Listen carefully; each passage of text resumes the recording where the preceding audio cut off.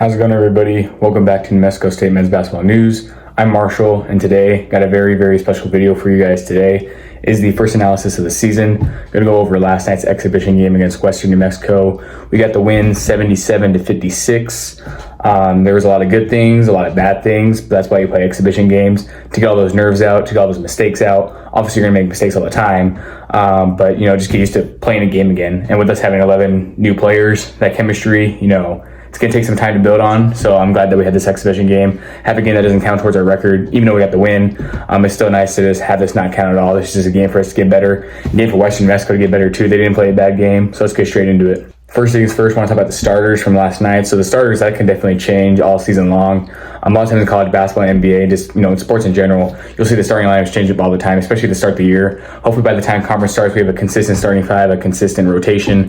But the starters last night were Deontay Bosick, Zoddy Jackson, Christian Cook. Those are our three guards that started for us last night. And then Robert Carpenter and Edward Namoko. I'm not sure how to say his last name because when I was looking at highlights, it was Namoko is what the commentator was saying. But last night, our announcer was saying Namoko. So I'm going to assume that our announcer is correct because why not? So Edward got the start. I didn't know who was going to start at the post position or at center.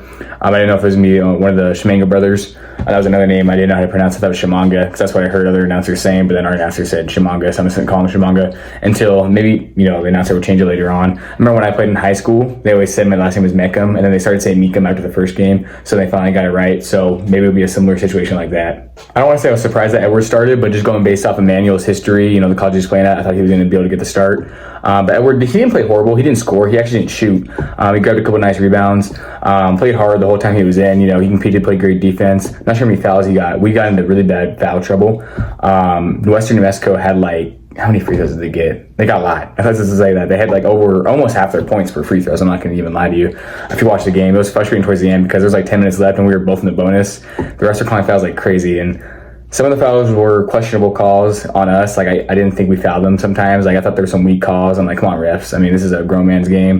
Let them do what they do. Let them fight. So I think the refs didn't call every single foul known to man. We would have won by a little bit more. I know some people upset we only won by 21 against a bad Division II school. But it's again, it's an exhibition. Doesn't count. That's why you have these games. I'll take a 20-plus point win against anybody, whether it's a good team, bad team, average team, really bad team, whatever it may be. Would have I liked to win by more? Yeah. But again, it's just an exhibition game. Can't really get mad at it. And like I said, if it wasn't for all those foul calls, could have definitely won by a little bit more. And if we made our free throws, could have definitely won by a lot more. I think we shot 8 for 17, so just over 50%. Or no, 9 for 17, just over 50%, about 57% or something like that, which is not good at all. We do not need that to be happening. That was frustrating to see. I kind of expected it. First game, he said, let's just get that all out. I just hope this team can shoot a lot better from the free throw line this season. I want to say they shot in the low 70s last year. I would like for them to shoot at least 75% this year, if not better. We had a lot of guys missing their free throws. The only ones that made all theirs was Christian Cook and Jaden Harris, and they only took 2 each. So our returning players were the ones that made them. Zoddy missed both his free throws. He had a great game. He's a great player. He's going to be a great scorer for us. But he missed both his free throws. And for a guard, you want him to make his. Our posts were missing theirs, but he also made some of theirs. So hopefully the free throws was improved. I was kind of surprised when I saw that we shot over 50%. I swear we shot less because those are 8 points we missed out on. If we make those, we win by almost 30. They're all, Deontay missed one too. Deontay's going to be one of our best players. So hopefully they can just get that together on the free throws and start making them more consistently as the season goes on. Let's talk about the player of the night for the Aggies. Robert Carpenter had an amazing game. He had 22 points, 6 for 13 from 3. He had 6 of the 7 threes. The other 3 was from Zoddy. He only took 1 3. He made it. So he shot 100% from the 3-point line. So he's 100% of the year. Let's see if he keeps it up. Obviously, he's not going to shoot 100% for the year. But if he could shoot more threes, that'd be nice. Because as I said, he only took 1. I would like for him to take more and be a little. He looked confident and comfortable. But if he can just keep taking his shots, because it looked like sometimes he was hesitating. That's one thing I did like. I thought we took good shots, even though we did miss a good amount to start. Once we found our groove, we started making a little bit more. Christian Cook was 0 for 6 from 3, but he kept shooting them, which I liked. I liked that he was, getting back into that groove. There's no doubt in my mind that next week he's going to hit 3 or 4 threes. He got all those misses out. Again, great that we played an exhibition game. He had 14 points. He played well, making his mid ranges, and I said he was one of only 2 players that make all their free throws. But going back to Rob was actually super strong too. I knew he was a strong guy, obviously, but just seeing him in person, I was right there in the student section. I was like, holy crap, this guy must have lived a lot during the offseason. He's out for a revenge season. I wouldn't really say revenge season because he played good last year, but he missed those last 10 games to do that throw and punch. That's what everyone knows him for. If you're not an Aggie fan, then that's what you know him for. So I think he wants to prove to people that he's a legit basketball player. he had 16 points a game in another Division I school before he played for us. I can't remember the school. It was a Mississippi something. I cannot remember exactly. Mississippi Valley. I could be totally wrong. I didn't know that is a school, to be honest, but I want to say it was Mississippi something. But he's going to be a great player for us. Wouldn't be surprised if he's one of our top scorers. Him, Christian Cook, Deontay Bostic, he only had 5 points. He only took about 6 shots. All his misses were threes. But when he did drive, he was able to get to the paint with ease. He facilitated really well, was a great playmaker. Gabe Pickens was a great playmaker for us as well. That's going to be our point guard for the future whenever Zadi and Deontay graduate this year or are done playing. Gabe had a point. He actually missed the free throw as well. Kid had 2 points. He missed his first one, but made a second one to get his first collegiate points. Again, even though it doesn't count. He still can say that he got a Division I bucket, even though it's just a free throw. More than what, most people can say. Jaden Harris also had a good game. I believe he had 10 points, had some nice pull-up jumpers.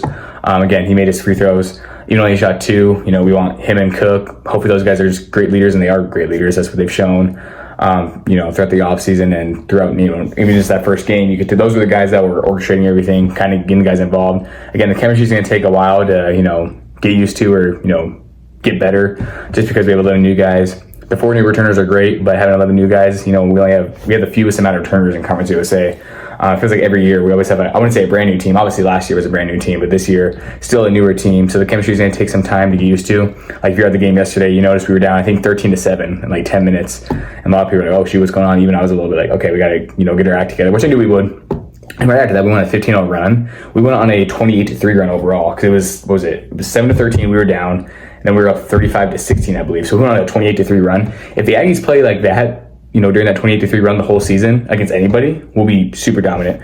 They started, finally realizing, we're playing against a bad Division II school. Like Deontay got the steal and then got a dunk right away. It was a nice dunk. I posted it on my Instagram page. I was able to get it on video because it happened so quick. But if you're at the game or you look at the Instagram page for, New Mexico State men's basketball, you'll see it. It was an amazing play, and that just really hyped up the crowd and hyped up his teammates, and they picked it up from there. Like I said, they had that 15-0 run. They got a foul. Like they got into foul trouble. A lot of it was on the Shimanga brothers, but that's had a lot of blocks too. There's a lot of great defensive plays. That's one thing I think I already said earlier. The defense looked much improved from last year. There was a lot of times last year, they were just late to closing out on threes, even against the non-D1 opponents. But last night, I think they were late to close out like maybe only 1 or 2. Where last year, within the first 2 minutes, they were already late to like 3 or 4. So it was a big improvement on that end. Way quicker of a team, way more athletic. The team last year was athletic too, but these guys seem way more athletic to me. I feel like we have a deep rotation too. Like when I was talking to Terriante Thomas, one of the assistant coaches, he's saying they have 13 guys they can legit go to. I was hoping to see all the guys get in last night, but I feel like Coach Hoon just wanted to, since we weren't up by like, 40 or 50, kind of just wanted to keep the game going, keep the rhythm going. Looked at the end, I saw Marvin Cox get up. I thought he was going to go in with like a Xavier Johnson or something, but they didn't get in. But I'm sure we'll see those guys eventually. Another guy that didn't play that I was kind of hoping to see was Christopher Bayeku, I think is how you say his last name. He was a guy who played for the Aggies last year, who I've mentioned on the channel before. But he only played in 1 game due to an injury. Can't remember exactly what the injury was. Maybe it was an ankle. Not too sure. Some of the leg, I'm pretty sure, left or right leg. I cannot remember exactly. But I was hoping to see him get in the game and do something because we haven't seen him really play that much.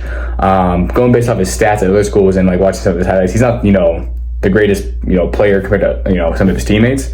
But I feel like he can still come into the game and, work hard. That's what Coach Hoon likes, is his work ethic. I feel like he's a guy that can come in and just give us energy, honestly. If he gets one good highlight play, that can hype up the whole team and change the momentum of the game. Another guy that didn't play for us was Peter Filipovic. I don't know if he's hurt or what, but I just remember at the beginning of the game, he wasn't warming up, and I saw him in not like a suit, but he was in Adams State gear, but he wasn't in his jersey or anything like that. So hopefully we have him back by the Highlands game, and I don't know if it's an injury or what it is, but if it's an injury, hopefully he's back as soon as possible.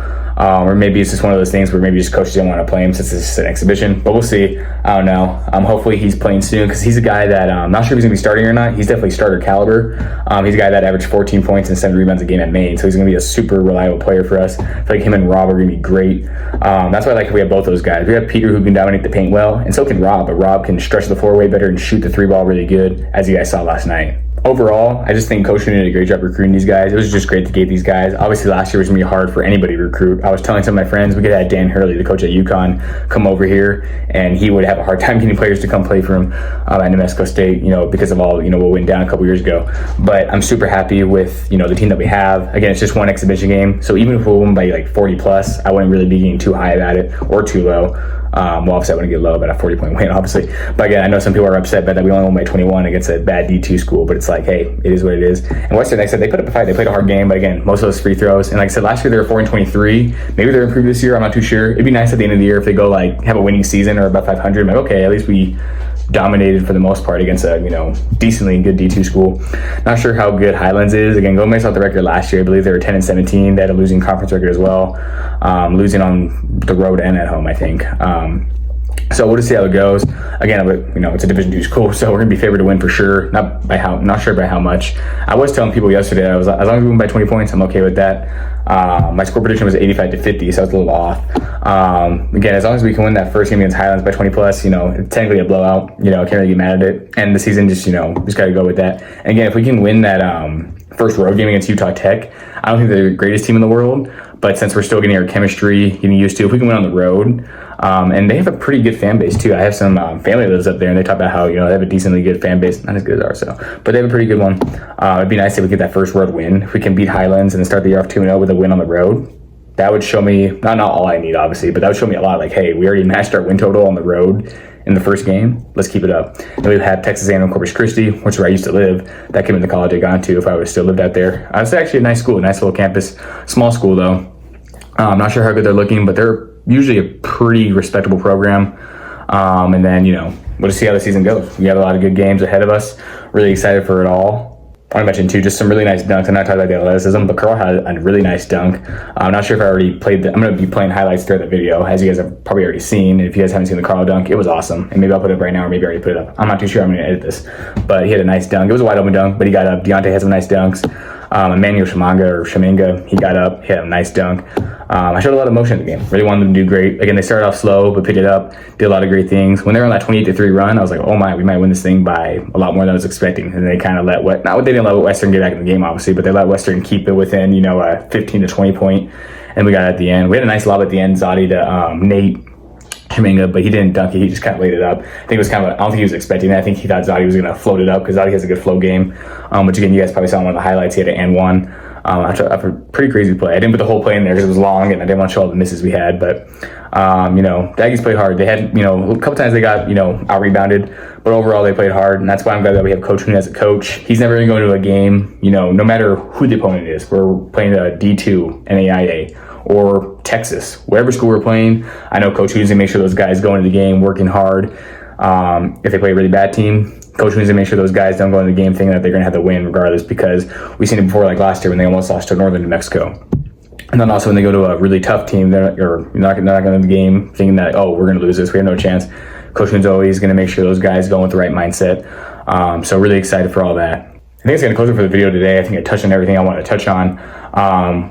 Really appreciate you guys for watching the video. Please let me know in the comments what you guys thought of the game as well. It's obviously great to hear everyone's opinions on it. Tell me what you guys, if you guys agree with some of the things I said, or if you guys disagree. Like, oh, I thought they could have done this better. I thought they could have done that better. I could, or they did this good. They did this poorly, whatever it may be. Just let me know in the comment section. Please comment. That always helps out. Also, shout out to Ray Silva. If you're watching this, really appreciate you.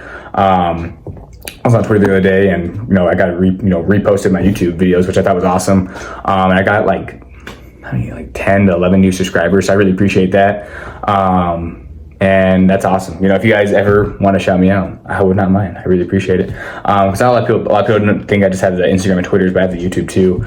Gonna be coming with daily shorts videos, daily uploads. The shorts videos tend to get a lot more views. I uploaded one about Deontay, so if you haven't seen that, go check it out. I also posted a highlight video of the game yesterday. It was a little over a minute long. I might always edit that into a shorts video as well. So expect a lot of new videos to come, whether it's highlights, shorts, or just me giving analysis on the games. You guys obviously won't see analysis on another game until the Highlands game, but that'll be next week. Hopefully you guys see this. This is going up on Wednesday because the game happened on Monday. Tuesday, today, when I was able to film the video. It was super late last night. I had 2 exams this morning, so I didn't want to, stay up later than I had to. I have a break right now into my lab. I have 2 exams in a lab in the same day. Are you serious? And I'm a journalism major too, and it's like, why am I taking an astronomy class? Literature makes sense, but why am I taking an astronomy class? I understand it's cool to learn new things, but it's like, it's not my major, man. I don't want to have anything to do with science. Science has always been my worst subject. I'm trying to get all A's. That class I have a B in right now. It's like it's an 85, but he hasn't put in any the quiz grades, which I've got high scores on. So Once he puts those on, hopefully that'll go to a higher beat. But then who knows how I did on the exam. I think I passed it. I'm getting too much of my personal life. That's not what this video is about. And we're closing it out. Again, really appreciate you guys for watching, and I'm out.